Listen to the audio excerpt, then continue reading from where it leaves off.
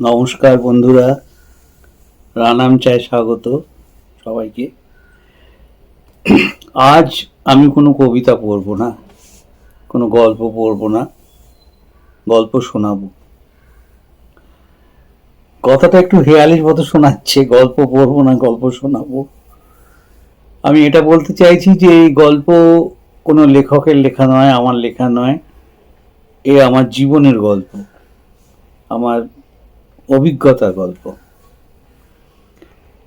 আমাকে যারা চেনেন জানেন, তারা আমার কর্মকাণ্ডের সাথে পরিচিত, কিন্তু যারা জানেন না তাদের জন্য বলছি, আমি দীর্ঘ গত 30-35 বছর চলচ্চিত্র নির্মাণের সঙ্গে যুক্ত আছি আছি বললাম। এখন ফ্লোরের কাজ অনেক কমে গেছে, মানে যেহেতু বয়স হয়েছে তার জন্য, কারণ সেখানে অনেক কায়িক পরিশ্রম থাকে, সে কারণে একটু কমিয়ে দিয়েছি বলা ভালো, বন্ধ ঠিক হয়নি। যাই হোক, তো সেই চলচ্চিত্র নির্মাণের জগতে আমার এত বছরের, মানে আমার জীবনের প্রায় মূল্যবান সময়টাই সেখানে গেছে, অতিবাহিত হয়েছে। তো সেখানে আমার ঝুড়ি ঝুড়ি অভিজ্ঞতার কথা অনেকেই শুনতে চান, জানতে চান, বলেন যে শোনান, লিখুন। লিখেওছি দু একটা জায়গায়। তো সেরকমই একটা গল্প আজকে আপনাদের বলবো।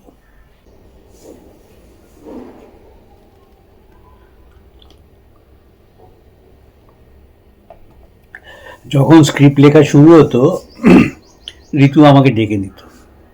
ঋতু বাইচারি করতে করতে বলে যেত আর আমি লিখে যেতাম। এভাবে বহু ছবির স্ক্রিপ্ট লেখা হয়েছে। সবচেয়ে মজার ছিল অশোক ছবির শুটিং, অশোক ছবির স্ক্রিপ্ট লেখা। সেখানে রোজ সকালে আমি স্নান টান করে ওর বাড়ি চলে যেতাম, এবং ও বলতো তোকে ব্রেকফাস্টও করতে হবে না, তুই আমার এখানে এসে ব্রেকফাস্ট করবি। কোনো কোনো দিন বাড়ি থেকে খেয়ে যেতাম, কোনো দিন ওর বাড়িতেও করতাম। আর তারপর সারাদিন ওখানে থাকা, ওর সাথে লাঞ্চ করায়, লেখা চলছে লেখা চলছে, এইভাবে লেখা হতো। আর ও তখন আনন্দলোকের সম্পাদক, সুতরাং ওকে অফিসেও যেতে হতো। তো যেমন হলো, সকালবেলা গিয়ে কিছুটা লিখলাম, ও রেডি হয়ে গেল, ও গাড়িতে নিয়ে বেরোলো। গাড়িতে যেতে যেতে আমি ওর পাশে বসে বলছে লিখে যাচ্ছি কিছুটা। তারপর ওখানে আনন্দবাজারের অফিসে গেলাম। আনন্দবাজারের অফিসে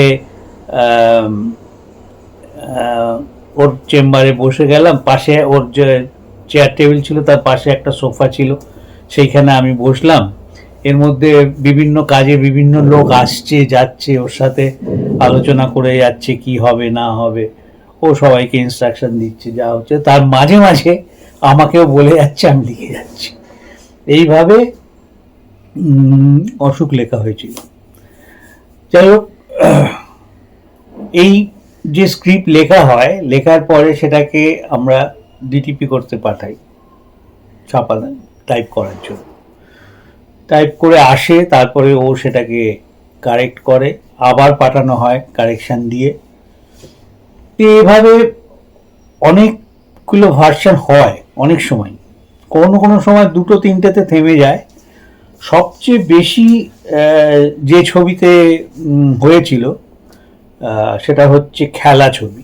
খেলার 20টা ভার্সন হয়েছিল, এবং আগের যে স্ক্রিপ্টগুলো সেগুলো আমি ফেলতাম না, সেগুলো আমি রেখে দিতাম, ওকে বলতাম না, কিন্তু আমি রেখে দিতাম।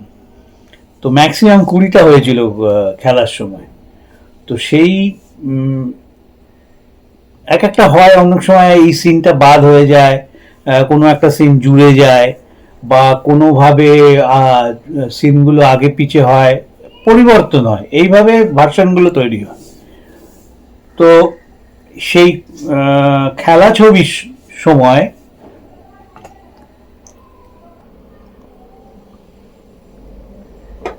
তো সেই খেলা ছবির শুটিংয়ের সময় আমরা উত্তর বাংলায় শুটিং করছি, একটা জঙ্গলের পাশ দিয়ে রাস্তা চলে গেছে। সেই রাস্তার পাশ দিয়ে এক ধার দিয়ে লাইন করে আমাদের সব প্রোডাকশনের গাড়িগুলো ছিল। আমার কাজ করা ঋতুপর্ণ যত বড় বড় কাজ হয়েছে, মানে যেগুলো খুব লোকবল অনেক ছিল, তার মধ্যে খেলাতে অনেক লোকবল ছিল, আমাদের অনেকগুলো গাড়ি ছিল, সে ক্যারাভানের মতো চলতো। তো সেইগুলো যা রাস্তার এক পাশ দিয়ে লাইন করে দাঁড় করানো আছে, কারণ রাস্তাটা আটকানো হয়নি, যেখান দিয়ে যাতায়াত করছে অন্যান্য গাড়ি। আর এপাশে জঙ্গল, সেই জঙ্গলের ভেতরে আমাদের একটা শুটিং চলছে, একটা দৃশ্যের শুটিং চলছে। তো সেখানে হঠাৎ ঋতু আমাকে ডেকে পাঠায়, শোন। আমি কি ব্যাপার? বলছে যে আচ্ছা শোন, শঙ্কর আর বুম্মার একটা সিন লিখেছিলাম, ওই ছেলেটাকে নিয়ে ঝগড়া হচ্ছে, সেইটা আছে। এই দৃশ্যটা হচ্ছে, শঙ্কর তো প্রডিউসার, মানে বন্ধু প্রডিউসার, আর বুম্বা হচ্ছে ডিরেক্টর ছবির। সেই বাচ্চাটাকে বুম্বা যে বাড়িতে না বলে নিয়ে চলে এসছে, সেটা শঙ্কর জানতো না। এবার সেটা ও জানতে পেরে ভীষণ রাগ করে। এদিকে পুলিশ খোঁজাখুঁজি করছে, তুই কি করেছিস, এরকম একটা অবিবেচকের মতো কাজ করেছিস।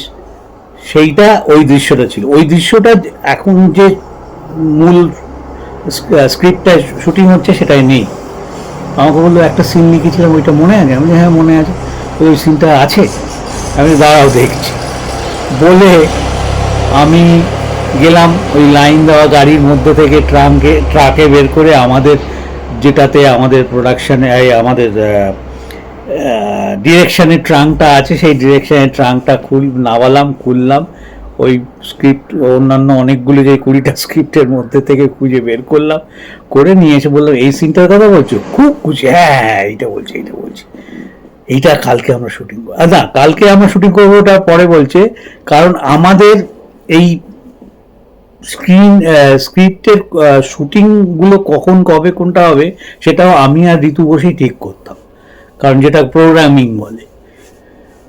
তো এরকম আরও প্রোগ্রামিং নিয়ে আর একটা মজার কথা আছে, সেগুলো পরে বলবো।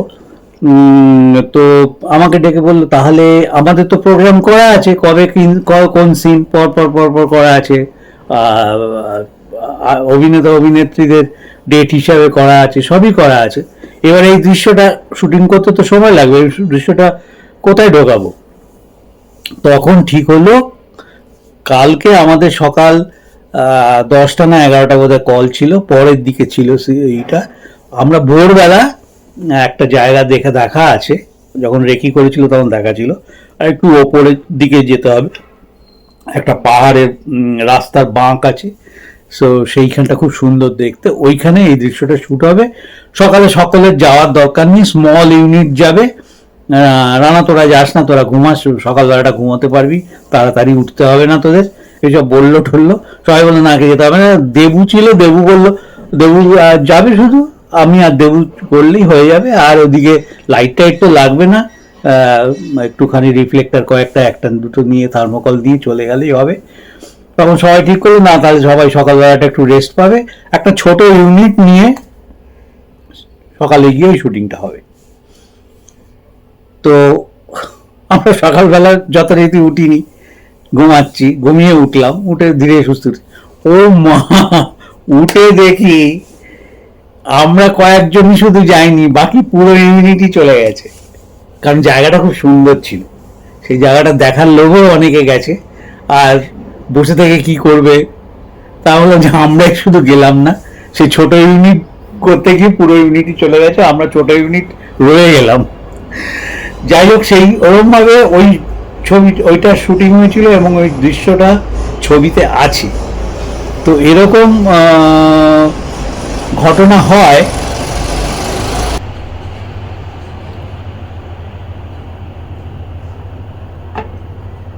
তো সেই স্ক্রিপ্টগুলো যত্ন করে রেখেছিলাম বলেই সেই দৃশ্যটা পাওয়া গিয়েছিল এবং সেই দৃশ্যটা শুটিং হয়েছিল এবং সেটা ছবিতে আছে।